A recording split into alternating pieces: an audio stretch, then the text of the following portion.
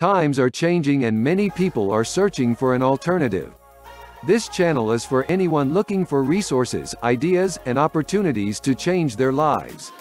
A simple change of lifestyle can have a huge impact. Having the right information is the first step. To get the most up-to-date information, hit the subscribe button and notification bell.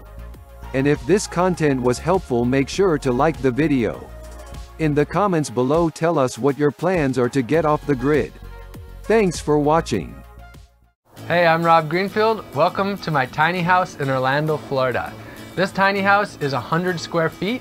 I built it for under $1,500, all using about 99% repurposed and secondhand materials, while creating just about 30 pounds of trash. So today, I'm going to give you a tour of my simple, sustainable life and show you my homestead.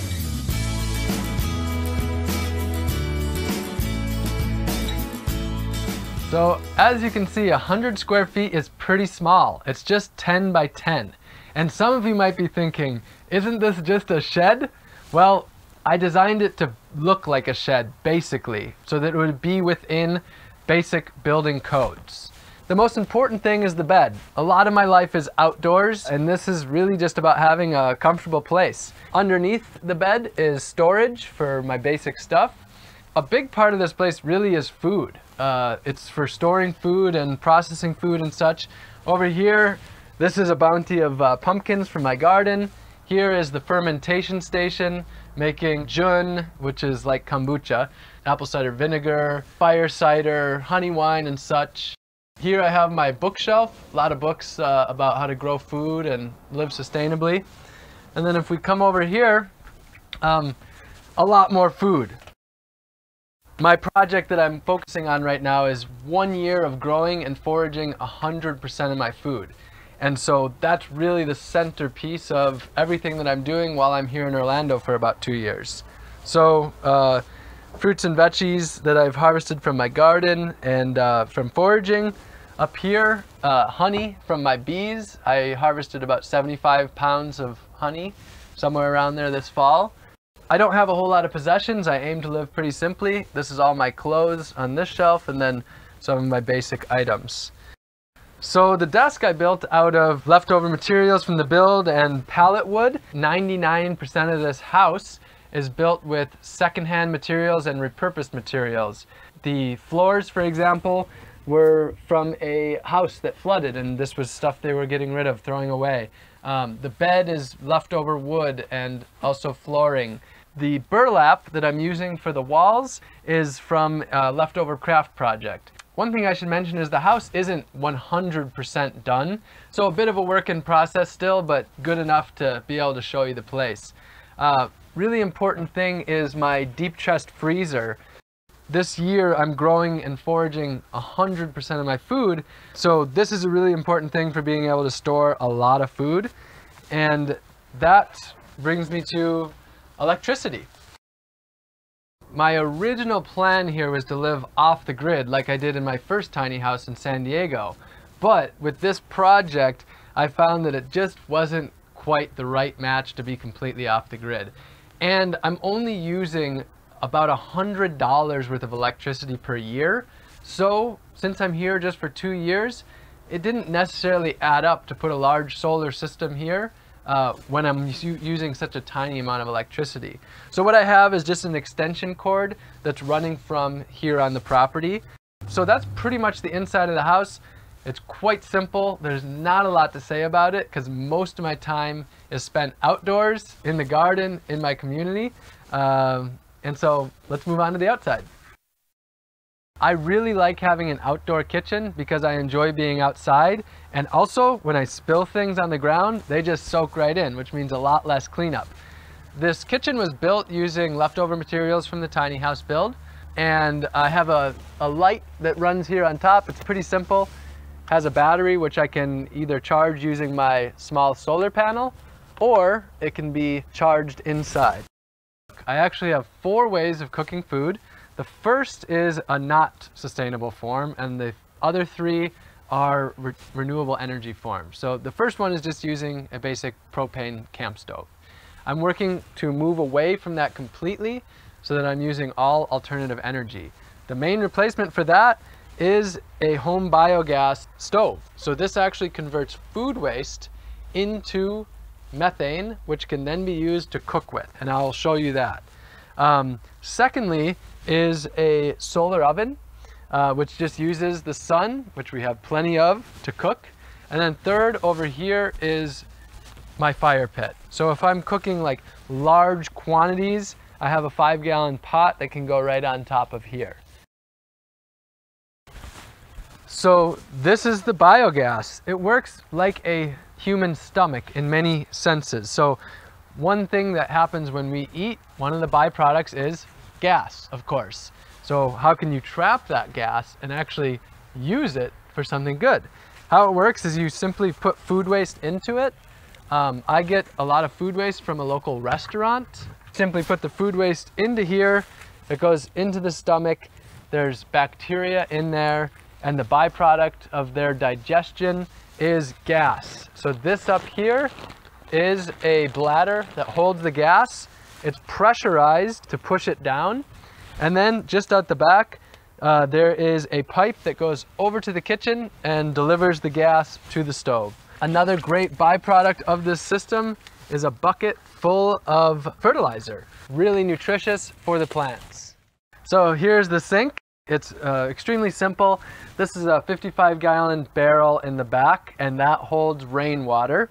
And then it's just gravity fed. I use a biodegradable gray water safe soap so that this water doesn't have to go to a sewage treatment plant.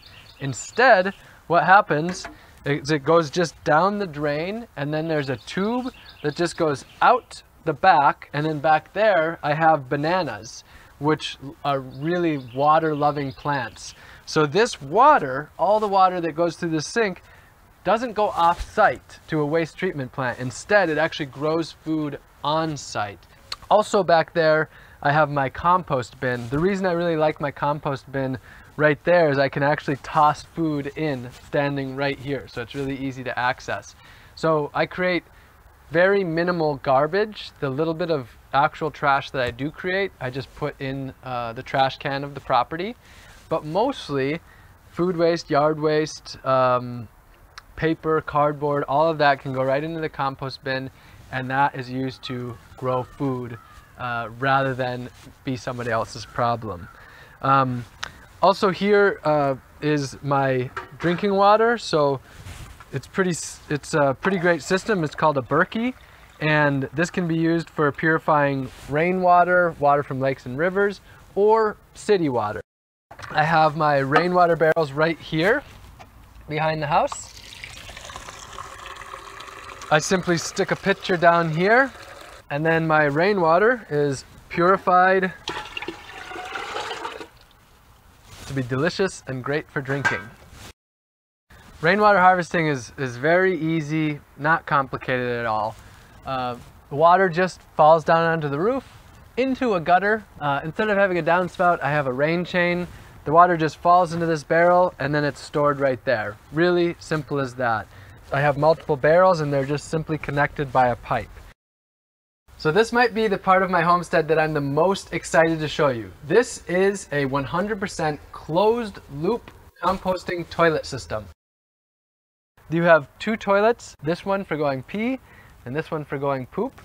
Pee is a bucket, a 5-gallon bucket under here that's filled with water. It's used for about a day, and then basically the pee is diluted by about a 10-to-1 ratio. That water is then simply dumped onto fruit trees, bushes, and such to grow food. Poop goes into this one. How it works is you simply sit down like you would on any other toilet. After you go, instead of flushing, you simply add sawdust to cover it up, and it's amazing that all you need to do is cover it up, and then there's no smell. Instead of buying toilet paper, I grow my toilet paper right here on site. This is called the blue spur flower. It's in the mint family. So it's got a great smell, and it's ridiculously soft. I mean, that is just wonderful. So that is then composted as well. The poop goes into these 55-gallon drums where it's then composted for a year.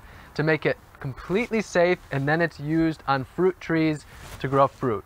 So this is 100% closed loop compost toilet system that doesn't create any problems for anyone else and instead makes fertility. So because the property owner's roof is much larger, I also harvest rainwater off of their roof. I have two 275-gallon totes. This is used for watering the garden, for filling up the barrel at the sink, and for showering. This is my shower right here. Works pretty simply. I have a 5-gallon bucket down here that I fill up, and then that just goes right over, and it's just a little handheld shower using rainwater, and honestly, I love it. To me, showering rainwater is one of the greatest ways to shower. A little bit about transportation, how I get around. So I don't have a car or a driver's license. I have a bicycle, and I use that to go almost everywhere that I need to go in Orlando. And then I also have a bicycle trailer, and that bicycle trailer can carry up to 300 pounds. So I can use that for hauling lots of stuff in my garden, tools or huge hauls of food. I can also use that for furniture, materials for the house, things like that.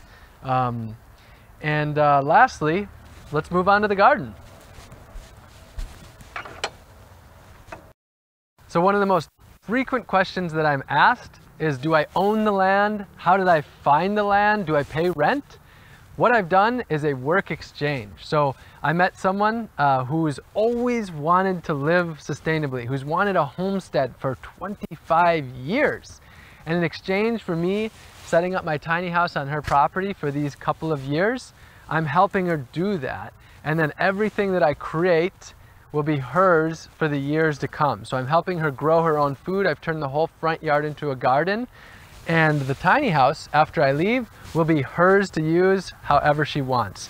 So it's a exchange rather than a monetary transaction. We don't have a monetary transaction. Instead, it's how can we work together to meet each other's needs? And that's what my life is all about. Reducing the ways that we have to work for money, and instead, how can we work together to help each other out? There is a lot going on here, and I can't possibly squeeze it all into one video. Thank you for watching the video. We hope that you enjoyed it and found it useful. For even more information, check out the description below.